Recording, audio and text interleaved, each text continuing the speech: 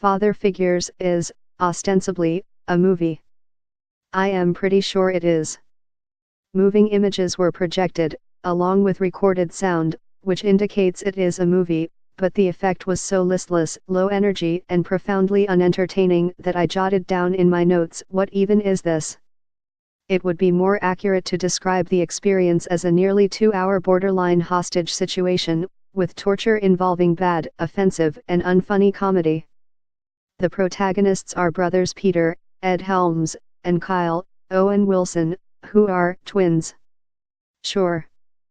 Peter is a divorced doctor with a kid who hates him, and a personal life that consists predominantly of Law and Order, SVU, reruns. He's deeply envious of Kyle, a beach bum who's made millions licensing his likeness to a barbecue sauce company.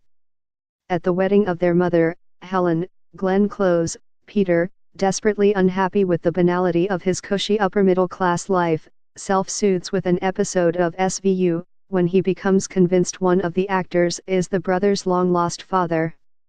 He's not, but it triggers a round of questioning about his parentage, which sets the brothers on a cross-country road trip. First, they head to Miami to find football star Terry Bradshaw, the name Helen initially throws out. But it soon becomes a wild goose chase up the eastern seaboard, dubbed Operation Who's Your Daddy, as the brothers dig up Helen's exes from the last days of disco. Cinematographer Lawrence Sher makes his directorial debut with the film, which is about as captivating as a flaccid noodle. Awkward bits of brotherly rivalry or ribaldry go on for far, far too long, and any vitality is strangely subdued and muted. All momentum is drained from the film, which requires extreme patience to endure. But, the true offense comes from the blinkered and completely tone-deaf script by Justin Malin. That it's not funny and makes no sense would be bad enough, but there's a virulent strain of sexism too. Every woman the brothers encounter is evaluated for her sexual potential, nothing else.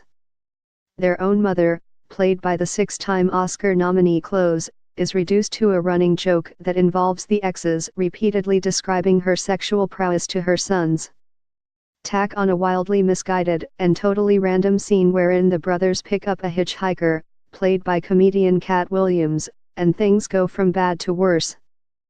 Uptight Peter worries about the safety of picking up a stranger, insists he isn't suspicious because the potential rider is black, prompting Kyle to demand to know if the man is a serial killer. They give him a ride tied up with jump ropes in the back seat. The brothers then bicker over how many girls they each hooked up with in high school and how much money they make. How could anyone involved in this project possibly think this was a good idea? There's an entire subgenre of films now where Helms is the vessel for expressing a collective white male anxiety about masculinity, but played for laughs, because why face issues head on? Those stories deserve to be told, but not at the expense of others. The limited, privileged worldview of father figures, laced with a cutesy, insidious streak of sexism, homophobia and racism, makes for a bromantic comedy that illustrates how exclusion will be Hollywood's downfall.